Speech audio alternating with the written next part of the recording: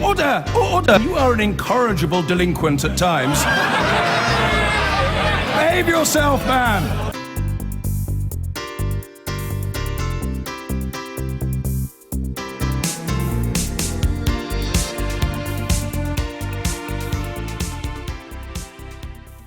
The announcement about Nissan and the GDP figures have rather overshadowed a speech this morning which the Shadow Chancellor John McDonnell made. In it he warned the government against carrying out what he called was, quote, a banker's Brexit at the expense of the rest of the economy, urging it not to ignore the needs of small businesses. Already Tory cabinet members are looking to cook up special deals for their friends in the City of London. They want a banker's Brexit in the interests of an elite few, not the majority.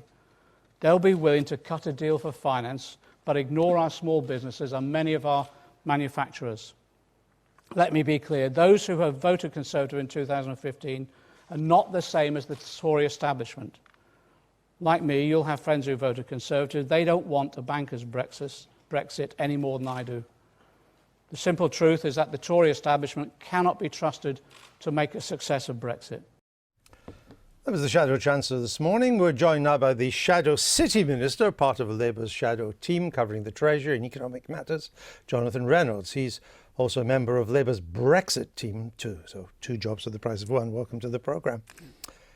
What is the evidence that the government wants to, quote, cut a deal for finance and ignore small businesses and manufacturers?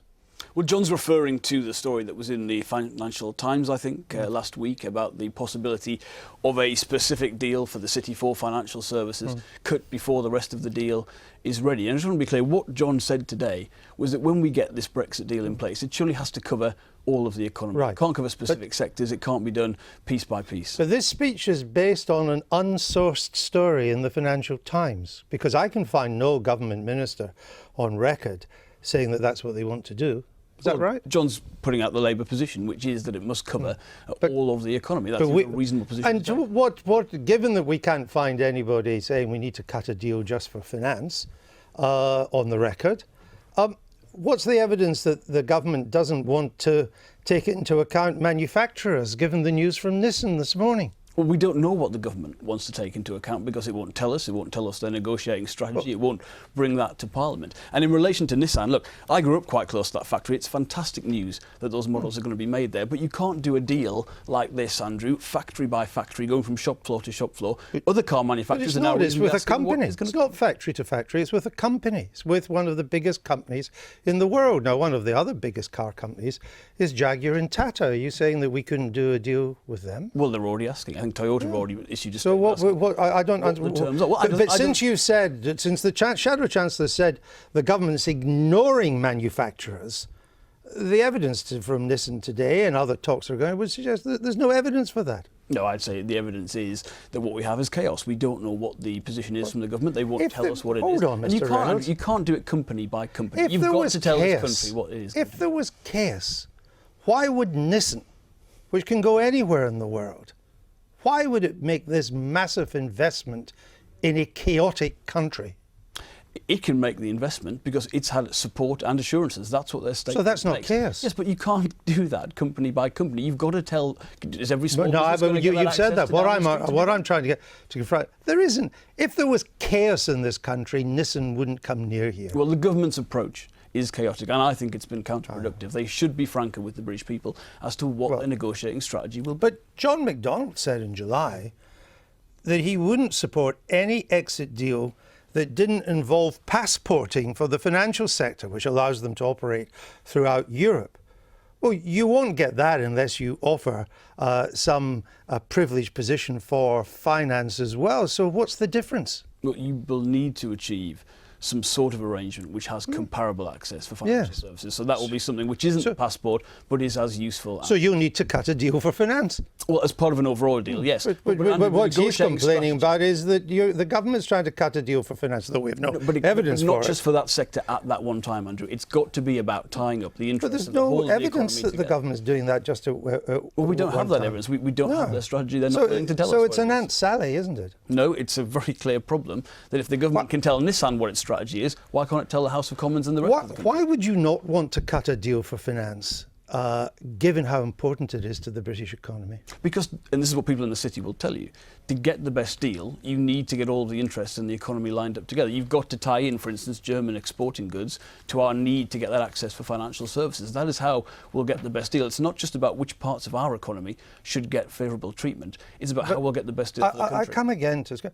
What evidence do you have that the government is not proceeding on a broad front, that its intention is to do that with manufacturing, with small businesses, and with finance? Because it won't tell us. All it will tell us so not far telling is you is different. All we've had so far is we want lists of foreign workers damaging our reputation abroad. They won't confirm the status of EU nationals. They won't confirm what terms financial services will have. We've got Tory MPs attacking the Governor of the Bank of England. This is not a good position for the UK to be in. Now, at the Labour conference, Mr Corbyn put your party on an election footing, that he said he thought there would be a snap election early next year. So it's important that we know what your party stands for, since we might be only a couple of months from an election. Is it Labour policy to remain a member of the single market? No, it's the policy to try and achieve the fullest possible access to the single market. But we recognise, as your previous guest said, we respect the vote, and that's got to be the basis about which we proceed. Well, I'm grateful for that, because that's a clear answer, but it's not what we've had from other Labour politicians, including your boss. John McDonnell said last month that continued single market membership would be preferable. Emily Thornby described it as very important, and your shadow chief secretary described it as a red line. So are you this morning restating Labour policy more accurately and clearer that membership is not the policy? I'm confident what I've just told you is the decision of the Shadow Cabinet. So it's changed from what Mr McDonnell and Ms Thornby and the Chief Secretary said only recently? Well, the policy is to try and achieve the fullest possible access to the single market. Which is the government, That will retain. which is the government policy too, isn't Perhaps they'll tell us. it? What's your policy on immigration from the Europe? There's no doubt that concerns about immigration played a significant part in the referendum. Anyone who has been out canvassing for that referendum will have experienced that. What's your What policy? we are seeking is the means to address those concerns in terms of mitigating the impact on public services, addressing things like the undercutting of wages and conditions. But we will prioritise, Andrew, the economy first. Right. That is the principle about which But we'll proceed on our... when we leave the European Union, at the moment we know because of the free movement that people can come here as they see fit, and of course we can go there as well. That's part of the whole free movement of the European Union. When we leave, though, we will need a policy to determine who can come here and who won't. What will that policy be?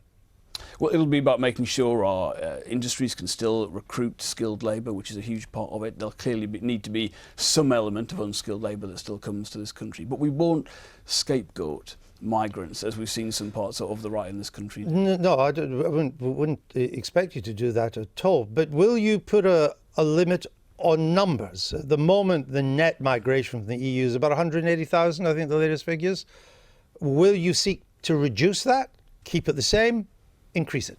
Look, I think in terms of our wider economic plans, you would see a reduction in immigration just because of the types of investment and the priorities we want to make. But we're not going to put numbers on it, Andrew. That is a fool's game. The numbers in terms of immigration depend on the relative strength of the All right, economy. well, one It's final about what other countries question, are doing as well. because you are speaking generalities.